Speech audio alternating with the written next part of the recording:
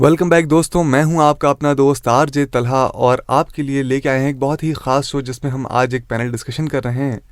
और इसमें हमारे साथ बहुत सारे लोग मौजूद हैं, पैनलिस्ट बहुत सारे मौजूद हैं। मुश्ताक साहब हैं, इसके अलावा करीम साहब हैं, गयास साहब हैं, नसीर गयास साहब और ताहिरा मैम हमारे साथ मौजूद हैं। इनसे हम लोग सवाल जवाब कर रहे थे। एक बहुत ही इम्पॉर्टेंट सवाल है, मैं जो ब्रेक पे जाने से पहले ताहिरा मैम से पूछना चाहता था वो ये कि मैम, होम क्वारंटाइन किया जा रहा है। होम क्वारंटाइन का मतलब मकसद क्या है, क्यों किया जाता है, क्या प्रोसेस है, कैसे किया जाता है, किन बातों का ख्याल रखना चाहिए, थोड़ा सा अगर बताएं तो। होम क्वारंटाइन हम लोग ऐसे पॉपुलेशन को कर रहे हैं जिसके माइल्ड टू मॉडरेट सिम्टम्स है, जिसको हॉस्पिटलाइज अभी करने की ज़रूरत नहीं है। ये बेसिकली 14 डेज़ का पीरियड होता। ये 14 डेज़ हम लोग आइसोलेट करते हैं क्योंकि वायरल रेप्लिकेशन होने के ज़्यादा चांसेस रहते हैं। एंड WHO से ऐसे गाइडलाइंस है कि 14 डेज़ के बाद, स्पेशली 12 डेज़ के बाद में बॉडी अपने आप से वायरस को रिमूव करना शुरू कर देता। तो ये क्रूशियल पीरियड रहता और ये इन्फेक्टिव पीरियड भी रहता, जिससे आपसे किसी और को भी कंटामिनेट होने के ज़्यादा चांसेस होते हैं। तो क्वारंटाइन होने के मतलब से ये है कि आप अपने आप को एक रूम में आइसोलेट कर लें। जो भी फैमिली मेम्बर्स है उनसे थोड़ा डिस्टेंस मेंटेन कर लें। जी, ऐसे ये पीरियड में अगर कोई आपको सिम्टम्स है तो आप आपके जो भी डॉक्टर है उनसे कंटिन्यूस कांटेक्ट में रहिए। हम लोग के पास गवर्नमेंट डॉक्टर्स का कांटेक्ट ऑलमोस्ट हर पेशेंट के पास होता। अगर कुछ भी उन लोग को प्रॉब्लम है तो हम लोग को कॉल करते हैं एंड हम लोग उनको दवाई पहुंचा देते हैं। क्यों, हमारे जो ANMs होते, MPH मल्टीपर्पज हेल्थ वर्कर्स होते, उनके थ्रू हम लोग उनको मेडिसिन भेज देते। कुछ लोग ऐसे होते उन लोग को कुछ भी सिम्टम्स नहीं होते लेकिन इम्यून सिस्टम उनका वीक होता। जी। तो ये पीरियड में आपको ऐसे ग़िज़ा लेनी चाहिए जिससे आपका इम्यून सिस्टम अच्छा मतलब स्ट्रांग होना। हल्दी का आजकल ज़्यादा इस्तेमाल किया जा रहा है क्योंकि एंटी माइक्रोबियल प्रॉपर्टीज़ रहते हैं हल्दी में। हल्दी दूध या फिर हल्दी का पानी वगैरह लिया जा रहा है।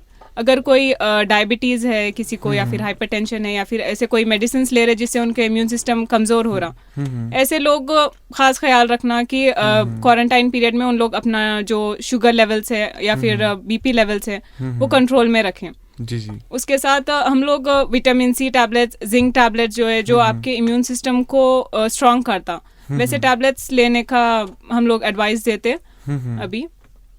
बिल्कुल मैम। और अच्छा, कुछ ऐसा खाना जैसे कि आप न्यूट्रिशन फूड की बात हुई, तो उसमें क्या क्या ग़िज़ा में लेना चाहिए, किन चीज़ों को इंक्लूड करना चाहिए ताकि थोड़ा सा इम्यूनिटी और अच्छी बनी रह सके। वार्म फूड्स जो होते जैसे हो गया अंडा, ऐसे फूड्स लेना जिससे कोल्ड आपको ज़्यादा कैच नहीं कर सके। और लोगों में ऑक्सीजन लेवल कम हो रहा आजकल क्योंकि ये लंग्स पे अफेक्ट कर रहा। तो ऑक्सीजन के लिए हम लोग ज़्यादातर फ्रूट्स कंसिडर करते हैं, जैसे अनार हो गया। विटामिन C के लिए हम लोग संतरा वगैरह ले सकते हैं। ऐसे फ्रूट्स एडवाइस किए जाते हैं उन लोगों को। बिल्कुल। बहुत बहुत शुक्रिया मैम। अच्छा सर, मेरा आपसे सवाल है, नसीर गयास साहब, जैसे कि एजुकेशनल ट्रस्ट आप उसके डायरेक्टर हैं, जो हमारा सालार मिल्लत एजुकेशन ट्रस्ट है, तो एजुकेशन पे थोड़ी सी मैं आपसे सवाल जवाब करना चाहूँगा। आपसे जानना चाहूँगा कि अभी रिसेंटली आपने सुना होगा कि सुप्रीम कोर्ट की रूलिंग आई है कि बिना डिग्री वाले स्टूडेंट्स को या फिर जो मास्टर्स के स्टूडेंट्स हैं उनको बिना एग्ज़ाम के आगे नहीं बढ़ाया जाएगा। तो आपको क्या लगता है कि ये फ़ैसला कैसा है? और हालांकि सुप्रीम कोर्ट का फ़ैसला और सभी को मानना है, सारी चीज़ें हैं, तो क्या जैसे इस हालात में जब बच्चों को घर से बाहर निकलना थोड़ा सा मुश्किल हो रहा है, डर लग रहा है सब पेरेंट्स को, तो क्या एग्ज़ाम करा पाना मुमकिन है आपके हिसाब से? नहीं, देखिए, सबसे इसमें अहम चीज़ ये है कि अफसोस की बात ये है कि एग्जीक्यूटिव जो गवर्नमेंट हमारी सेंट्रल गवर्नमेंट को जो डिसीजन लेना चाहिए था, एक पॉलिसी डिसीजन, उसको बहुत पहले लेना चाहिए था। जी। लेकिन मामला अब चूंकि अदालत में गया, अदालत ने फैसला लिया। देखिए, फाइनल एग्जाम्स तो करवाना ही पड़ेगा। इसके लिए आप पॉलिसी चेंजेस कर सकते थे, आप ऑनलाइन एग्जाम्स जो है करवा सकते थे। काफ़ी सारी जो है इनकलाबी तब्दीलियां लाकर आप जो है रिलैक्सेशन, पैंडेमिक में एक रिलैक्सेशन स्टूडेंट कम्युनिटी को दे सकते थे, लेकिन हुकूमत ने ऐसा नहीं किया। और हुकूमत एडमेंट है, GE का भी आप देख रहे हैं, नीट पे करवाने पे भी है। आप देखिए, एक तरफ तो कई स्टेट्स के चीफ मिनिस्टर्स को कोविड हो रहा है, यूनियन मिनिस्टर्स को कोविड हो रहा है, और हमारे होम मिनिस्टर को कोविड हुआ और वो पोस्ट कोविड ट्रीटमेंट के लिए एम्स में थे। अब पता चला कि वो डिस्चार्ज होने वाले हैं। जब इतने बड़े लीडर्स का प्रिकॉशंस नहीं ले सक रहे, हालांकि ये लोगों ने कई तरह के प्रिकॉशंस लिए हैं, इसके बावजूद इन्हें कोविड हुआ है, हो गया। जी जी। तो स्टूडेंट्स का कई एक्सपर्ट्स का ये कहना है कि अगर जी नीट या फिर एग्जाम्स ये होंगे, अगर प्रिकॉशनरी मेजर्स के साथ नहीं होंगे तो ये students can be virus carrier, और ये वायरस कैरियर से जो है काफ़ी वायरस और स्प्रेड होगा कम्युनिटी में। तो बेटर हुकूमत को चाहिए कि either they should conduct online exams और इट शुड पोस्टपोन।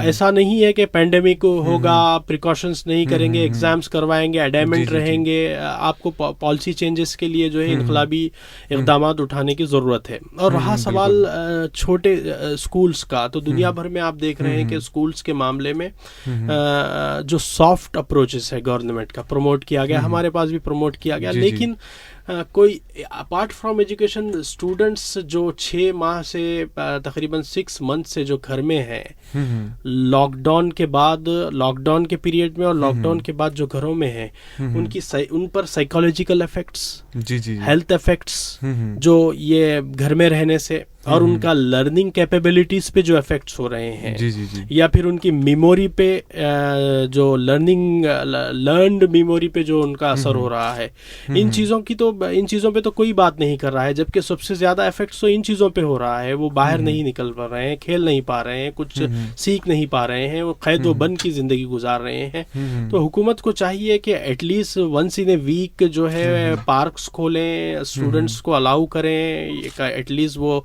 बाहर जाएं, वो प्रिकॉशंस के साथ जाएं। अब सारा दिन घर में रहेंगे, महीनों घर में रहेंगे, तो उनकी साइकोलॉजी पर भी असर होगा। बिल्कुल बिल्कुल। अच्छा सर, मैं ये जानना चाहता हूँ, जैसे कि सर अभी बात कर रहे थे और इन्होंने बताया कि कैसे स्टूडेंट्स के साथ जो चीज़ें पेश आ रही हैं, तो मतलब आपकी नज़र में क्या ओल्ड सिटी में चीज़ें आम देखने को मिल रही हैं? क्या ये हो रहा है स्टूडेंट्स के साथ? क्या उनके साथ एक्सप्लॉयटेशन जैसा माहौल पैदा हो रहा है? देखिए, ये पैंडेमिक का एक ऐसा जहन में सब लोगों के डाल दिया गया है कि बच्चों को बाहर नहीं जाना है, बड़ों को बाहर नहीं जाना है। तो हो क्यों रहा है कि लोग घर में रह रहे हैं, बच्चे घर में रह रहे हैं, they are getting addicted to iPads, phones, सारी चीज़ों से। हाँ, और इनसे ये क्या हो रहा है, उनके फिजिकल एक्टिविटीज़ कम हो रहे हैं। जी, जिसकी वजह से काफ़ी असर हो रहा है पढ़ाई पे भी और घर के हालात पे भी। और घर के बड़े लोग, में जितने भी हम लोग अवेयरनेस कैंप्स करे तो उसमें मालूम ये पड़ा कि घर के बड़े लोग घर में रहते रहते सफोकेशन में उनका एक सिम्टम्स तैयार हो रहे हैं।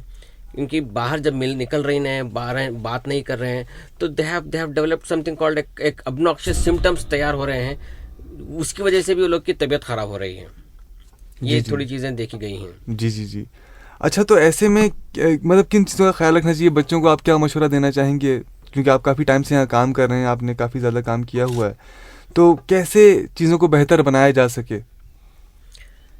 देखिए, ये सारी चीज़ों की जड़ यही है कि आप पहले अपना टेस्ट करवाएं। अगर आप टेस्ट करवाएंगे तो आपके घर में, आपके पड़ोस में, आपके मोहल्ले में, आपके लोकेलिटी में हम देख सकेंगे कि कितने लोग पॉजिटिव हैं, और उनको जब हम क्यूर करेंगे तो इस तरीके से हम इसको सैचुरेट करके ला सकते हैं, मुख्तसर कर सकते हैं। जी। अगर हम ये सारी चीज़ों, जैसे कि ये बच्चों के एजुकेशन का मामला हो, बड़ों के तबीयत का मामला हो, ये सारी चीज़ों को हम टैकल जब भी कर पाएंगे जब हम ज़्यादा से ज़्यादा टेस्टिंग करवाएंगे। जितनी ज़्यादा टेस्टिंग होगी उतना ज़्यादा हमको मालूम पड़ेगा, और उतना ज़्यादा हम कोर एरियाज में कंसंट्रेट करके उसको दबाने की कोशिश कर सकते हैं, इस वायरस को। और जब ये वायरस जो है सो कम होता जाएगा तो ऑटोमेटिकली सब चीज़ खुल जाएंगे। तो ये सारी परेशानियों का हल यही है कि आप ज़्यादा से ज़्यादा टेस्टिंग करवाएं।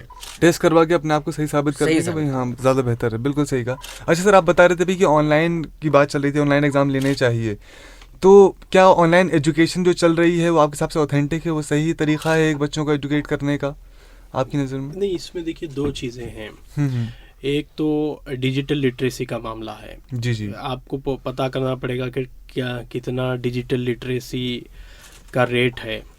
और जहाँ तक मैं आपको बता रहा था कि ऑनलाइन एग्ज़ाम्स उनका कंडक्ट करना चाहिए जो फाइनल्स में है। भाई आप यही आपके सिलेबस को इसके ऑनलाइन आप पर्चे बनाना चाहिए था आपको। जी। ऑनलाइन आप उनको अगर जो है कीवर्ड्स देते, वो कीवर्ड्स वो पासवर्ड के ज़रिए वो अपना वो लेते, ऑनलाइन टाइप करते, आंसर देते आपको।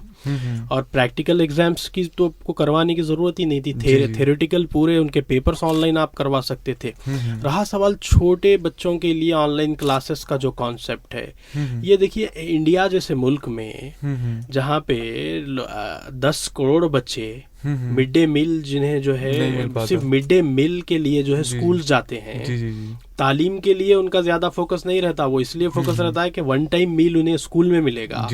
तो ऐसे मुल्क में जिन्हें वन टाइम मील अवेलेबल नहीं है लड़कों को, बच्चों को, वहाँ पे वो ऑनलाइन क्लासेस कैसे कंडक्ट कर सकेंगे? कितने लोगों के पास व्हाट्सएप है, कितने लोगों के पास जो है वीडियो कॉलिंग की फैसिलिटीज हैं, कितने लोगों के पास स्मार्टफोन है जो ऐप डाउनलोड कर सकते हैं। तो ये सारे प्रॉब्लम्स हैं। ऑनलाइन क्लासेस आप शहरी इलाकों में कुछ हद तक कर सकेंगे। इवन मैं आपको ये बताऊंगा कि अर्बन एरियाज में भी ऐसे स्लम्स हैं जहां पर डिजिटल लिटरेसी जो है नॉट ओनली 20%, 25%।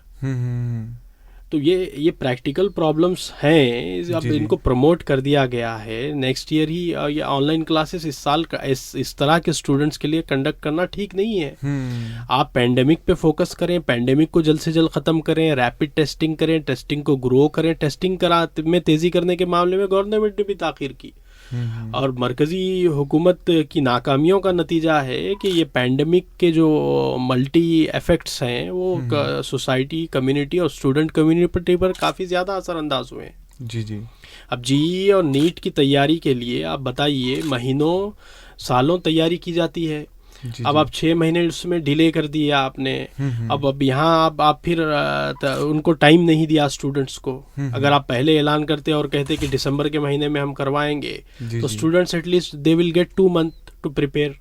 अब उनको टाइम भी नहीं मिलेगा प्रिपरेशन का और आप करवाएंगे ऐसे पैनिक के सिचुएशन में, प्रिकॉशंस नहीं करेंगे तो प्रॉब्लम हो जाएगी। अब क्या बताइए कि सोशल डिस्टेंसिंग को पॉसिबल बनाते हुए आप करवाएंगे या सोशल डिस्टेंसिंग नहीं रहेगी? इन सब चीज़ों का ख्याल रखने की ज़रूरत है और सोचने समझने की ज़रूरत है। अच्छा सर, आपसे जानना चाहूँगा कि करीम साहब मुझे ये बताएं कि जो हालात हैं उसमें आपने क्या क्या काम किया, मतलब आपको क्या लगता है कि और क्या चीज़ें करने की ज़रूरत है, कैसे अवेयरनेस फैलाने की ज़रूरत है? मुझे ऐसा लगता है जैसा कि लॉकडाउन था, लॉकडाउन के अंदर हमने बहुत ज़्यादा जो है फूड पैकेट डिस्ट्रीब्यूशन का काम किया, जो कि बहुत सारे लोग कर रहे, बहुत सारे NGOs और एक्टिविस्ट आगे आके कर रहे थे। तो हमने वो भी काम किया। उसके बाद में सबसे ज़्यादा काम हमने जो किया है, ये पेंडेमिक और कोरोना वायरस का जो कंप्लीट पेंडेमिक था वो एडवोकेसी का काम था। क्योंकि बहुत सारे लोग ग्राउंड पे आ रहे थे, काम कर रहे थे, पब्लिक के बीच में काम कर रहे थे, लेकिन एडवोकेसी बहुत सारे इश्यूज़ को लेके एडवोकेसी का काम हमने किया है। बहुत सारे इश्यूज़ को हमने गवर्नमेंट की नॉलेज में लेके आया है। एक PHC पे क्या इश्यूज़ होते हैं, एक एरिया हॉस्पिटल में क्या इश्यूज़ है, वहाँ किस चीज़ की कमी है, किस चीज़ की जो है कट ऑफ करके कहाँ पे उसको आप यूटिलाइज कर सकते हैं। इससे हटके हमने जो है लोकल जो यूथ है यहाँ के ओल्ड सिटी के यूथ को हमने गैदर किया और उनको मोटिवेट किया कि आप लोग सोशल सर्विस में जितना हो सका आप ताउन करते चले जाइए। ये मत देखिए कि आपके पास उतनी ताकत है या नहीं है। एक 4 का भी अगर ग्रुप बनेगा और वो कुछ ना कुछ अगर कम्युनिटी के लिए करेंगे तो बहुत ज़्यादा इफ़ेक्टिव रहेगा। और बहुत सारे यूथ को इंकरेज किया कि ये जो कोविड से जो जिसकी मौत हो रही है, तो बहुत सारे हम लोग करीब से देखे कि उनके रिलेटिव्स उस डेथ में फर्नल में शरीक नहीं हो पा रहे थे। तो हमने उनको मोटिवेट करके कहा कि भाई कुछ नहीं होगा, आप पूरे इक्विपमेंट के साथ, PPE किट्स के साथ आप जो है एटलीस्ट उनके जनाजे की नमाज तो पढ़िए, कम से कम। क्योंकि जनाजे की, मेरा पर्सनल एक्सपीरियंस बोल रहा हूँ, मेरे खुद रिलेटिव्स में एक ही वीक में बैक टू बैक 2 मेरे जो है कज़न सिस्टर्स का डेथ हो गया। तो हम गए, तो हमारे अलावा मैंने समझता कुछ ज़्यादा लोग वहाँ पर थे। तो जनाजे की नमाज के लिए भी बहुत ज़्यादा मुश्किल हो रही थी, मौलवी साहब को पकड़ के लाना पड़ रहा था। तो वो सारी चीज़ों को देख के हमने ग्रास रूट लेवल पे ये काम किया कि जितने यूथ से हम कांटेक्ट कर सकते थे, हमारे जो भी कांटेक्ट में यूथ थे उनको बताया कि आप जाइए, आप जा कर के कम से कम उनको जो है, जो उनका रिलीजियस फेथ है, चाहे मुस्लिम है चाहे हिंदू हो, उनको रिलीजियस फेथ के हिसाब से उनका लास्ट राइट्स कंप्लीट करने के लिए हमने उनको मोटिवेट किया है। दोस्तों, अभी करीम साहब ने एक बहुत ही ख़ास बात बताई और एक बहुत ही अलग सवाल है, एक बहुत ही अजीब किस्म का सवाल है जो मेरे पास जहन में एकदम से आया, क्योंकि अक्सर कॉलर से बात होती रहती है। वो सवाल ज़रूर मुश्ताक साहब से लूँगा, मगर फ़िलहाल वक्त है एक छोटे से ब्रेक का। ब्रेक पे चलते हैं, लौट के आता हूँ, करता हूँ ढेर सारी बातें। सुनते रहिए रेडियो चार मीनार 107.8 FM, दिल से हैदराबादी।